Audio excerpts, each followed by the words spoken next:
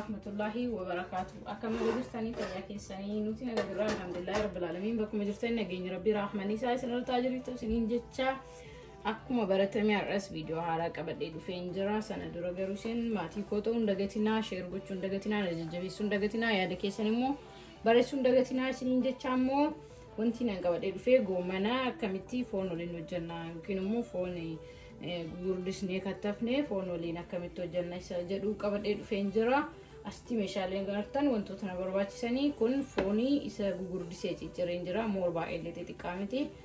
Akkasuma immoo gurguddaa bira dabrellee miti. Kun akkuma agartan giddu galeessa godhee cireen jira. Asitti shunkurtiidha. Shunkurtiilee kun akkuma agartan akkamitti ciree jira. Yeroo isin jalaa fixu jedhee ciruu isin agarsiisuu didee. Asitti immoo qullubbii adii fi timaatimaa. Kuni goomana. Asitti immoo mixmixaadha, ashaboodha, qonda barbaree, daakuu zinjibila, daakuu qullubbii fi zayitaa jechuudha. Amma maal goona gamanumaan gara dalagaa keenyatti ceena. Hanga dhuma qophii kiyya na wajjin tura. Viidiyoo kan koo hanga dhuma daawwadhaan affeerraa kooti.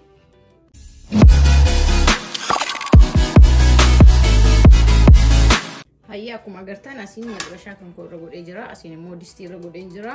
Asii kan distii irra godhee maali goomana xiqqoo danfisuun qaba baay'ee tursiisu. Kanaaf distii kan koo bishaan itti naqaa. Hanga barbaadu jechuudha. Moor baay'ee waan hin danfisneef baay'ee danfisu baattanii bareeda ta'a.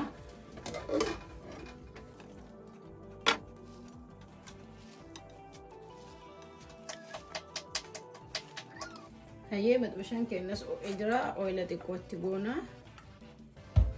Sana booda kaafoon irra buufnee ilaalla. San booddee maal goona foon keenya inni viidiyoo irratti illee waddii tanaan dura isin agarsiisee jira.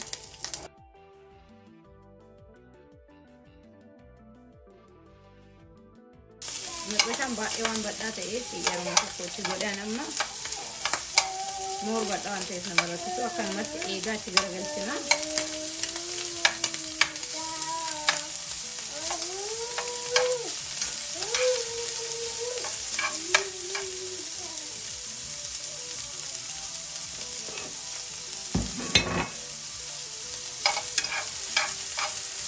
Asiin goomanii danfaa, asiin fooniin keenyaan waddinaa.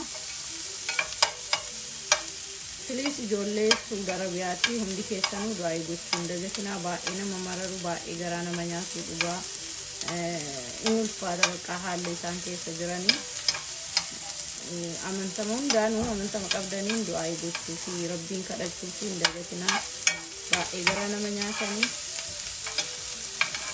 haasuuf ni haasanii miidiyaan hundumaa ta'e garuu kan furmaatan agarre. Kawadan da rabbiin furmaata isaanii haasuuf please du'aa hin dagatinaa rabbiin kadhachuudhaan hin dagatinaa. Amma foon dhagaa kanatti waddamutti inuma eegnaa jechuudha. Kun halluun isaa jijjiiramaa aadaa itti garagalchu. Kun akkuma agartan waddamaa jira foon waddii isa jedhan santu kana jechuudha. Isin immoo viidiyoo an hojjedhuuf hanga xumuraa ilaalaa hamilee naaf kennaa. Maaliif yoo isin hin daawwanne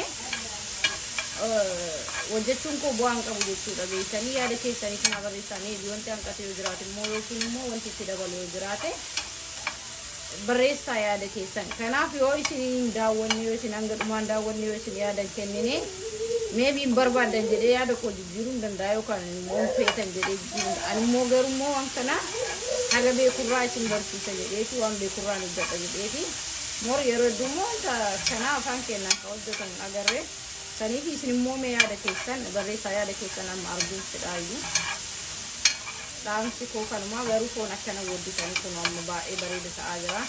Asiin goommannis danfaa jira. Foon hanga daqiiqaa 15 tokko osoo waddisanii bareeda kun akkuma agartan amma kun akaayima ta'ee akaayamaa jira waliin qabannee mara qabaatu wada jechuudha. Okay, foon koo kun akkuma agartan waddamee jira keessaa na jala bu'ee maal gootanii yeroo kana qunda barbarree moor odotti godhatanii bareeda isinii ta'a. Maaliif dhandhamee qunda barbarreen nyaata keessa nyaata addaati. Teestii akka gubullee uumaa orgaanisaallee bareeda. Ansaniif qimamii fayyadamaa yeroo hedduu. Kanaaf itti gootanii ashaboollee xiqqoom maaliif boodallee waan itti goonuuf itti godhatu jechuudha.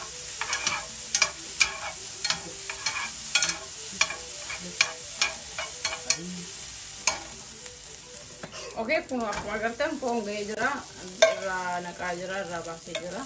Anaguma maatii kooti waan hojjedhuuf baay'ee guddaa miti, diqqaa dabarees miti. Foonicha eega kan irraa baasnee, goommanas irraa baasnee waan goonu isin agarsiisa. Goommannis kun akkuma agartan akkana danfaa jira. Baay'ee bareeda ta'e. Maaliif duruma cicciree qopheesse beetanii booda isaan cicciru amma akkasumatti waan hojjedha malee cicciru. Kuno moor bareeda ta'e jira. Isallee yoo akka dhandhamni bareeda argatu feetan ashaboo xiqqeessitaniitu masoositti illee waan gootuuf irra tolcheessitu jechuudha. Nyaataan hojjedhu kana mee namni hojjetatee nyaatee astaayitii yaada keessan barreessaame.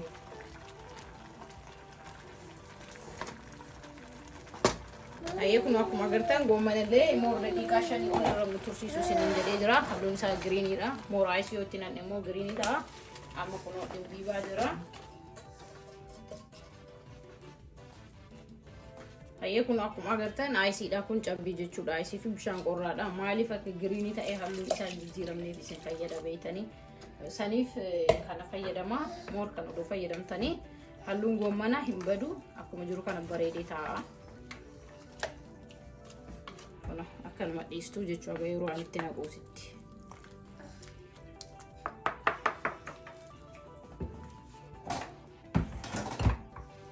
Ayyee amma maal goonaa ooyilatti goonaa maqashaan kama dura foolitti hojjedhisanii irraa qulqulleessinee barbaadeetu maanii amma ooyila ishii xiqqoo ishii irraa qoodeet dikoor ishee waan barbaaduuf jechuu adduma ishii xabassi godhaa jechuudha akkuma agartan. Oilli an ciccire kun akkana waan adda yaa'uuf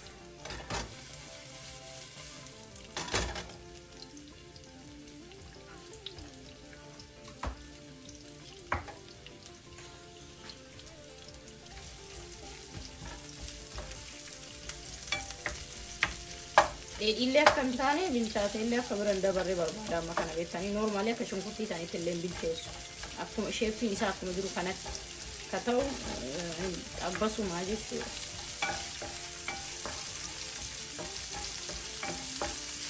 Ayyee kunoo shunkurtii kan koo hagan eega xabassi godhe irraa haraa kunoo roobni siin banne kan barbaadullee isaanii. Ayyee goomman amma keessaa dhindiinni itti naqnaa jechuudha. Maaliif zayita waan qabuuf goomman jiidhaa waan ta'eef iyyee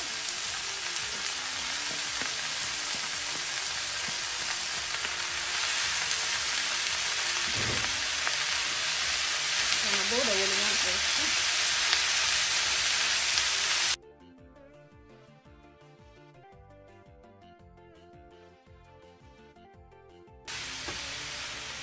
Okay, egaa kana waliin dhooftanii maalitti goona? Qullubbii kun qullubbii cireessuun dabalee kana qaba. Qullubbiitti goona.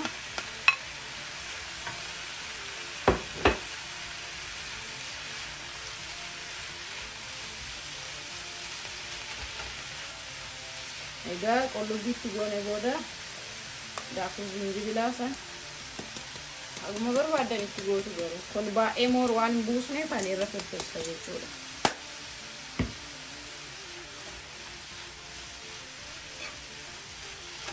Amma bishaan umaayyuun fayyadamta maaliif goomman mataan isaatu bishaan waan qabu bishaan takka iyyuu fayyadamtanii wantoota itti galu qofatti galchuudha. Sana booda daakuu qullubbii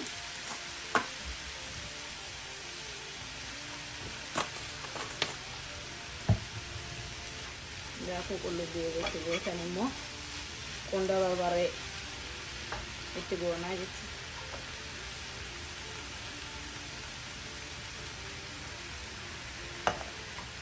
Ayaa ashaboollee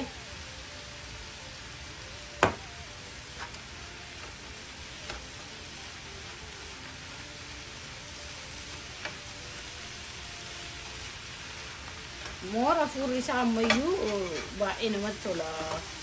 Yeroo sadarkaa kana ga'u kun hafuurri isaa laayik akka goommanaa osoo hin taane baay'ee urgaa hafuura addaa qabamu. Kan booddee maalitti gootanii ooyila haga barbaaddan Hagan gajettanii yaaddan itti gootu. Kun qal'isee waan buusuuf baay'ee xiqqeessee buusu.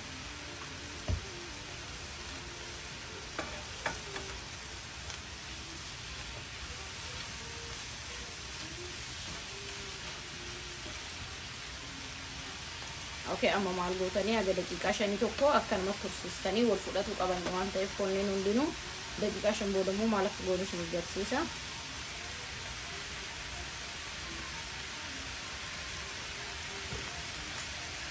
Ayyee kunoo amma daqiiqaa 5 akkuma isin jedhe waliin dhahee garuu as bira maal laaltu teestii isaa soo dhibbitti bahee qunda barbaadeetti goota itti bahee qimamni isaa waa hundayyuu cheek gootanii egaa sun hunduu itti ga'u isaa beektaniin booda maal gootu timaatimii itti naqxu.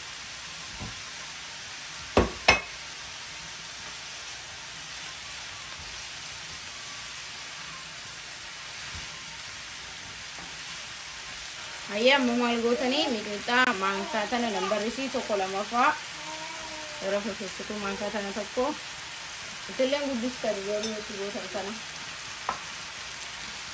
mixmixaatti gootanii waliin dhofu.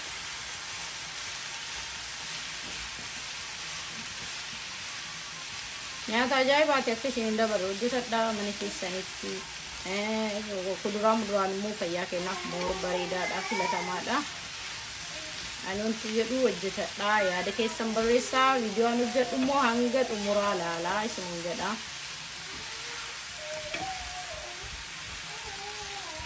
Okay, san booda maal goona amma egaa kana wanti hundi itti galuusaa teestii isaa beekne inni nutti tolee booddee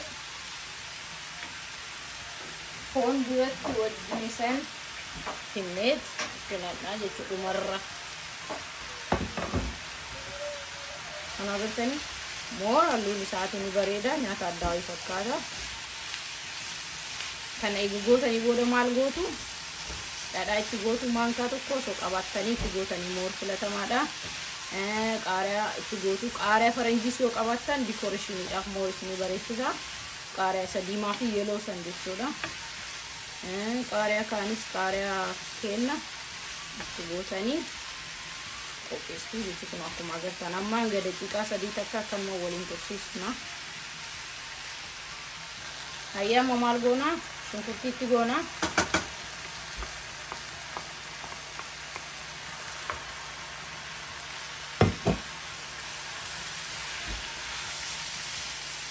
Halluun isaa ajaa'ibaati amma halluu gosa hedduu wayii fakkaata.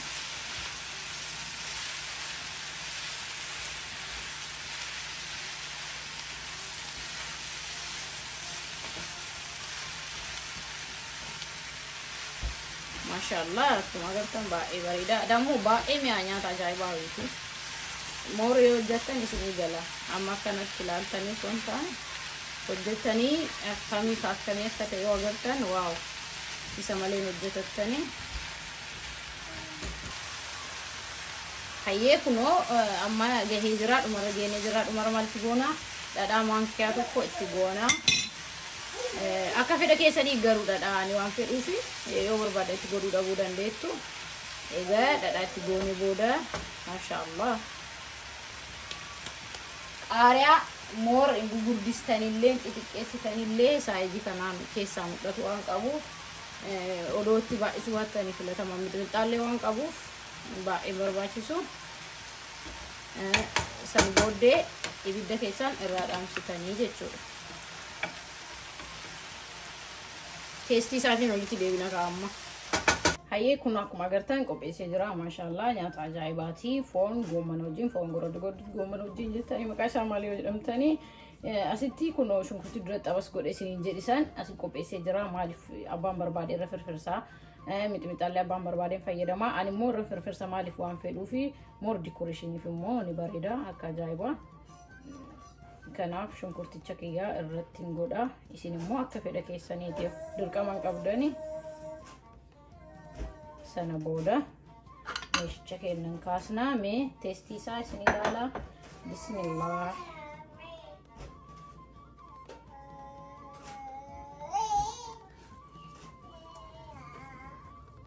Haa nyaannu. Inshallah tabarakallah nyaata ajaa'ibaati. Kanaaf isin YouTube koo like share subscribe gochuudhaan yaada keessan barreessaa itti fufii yookiin dhiisii jechuudhaan naaf himaa isiniin jedha. Naga qophii biraatiin nuti deebinutti. Assalaamu alaykum wa rahmatullahi wa barakaatuh.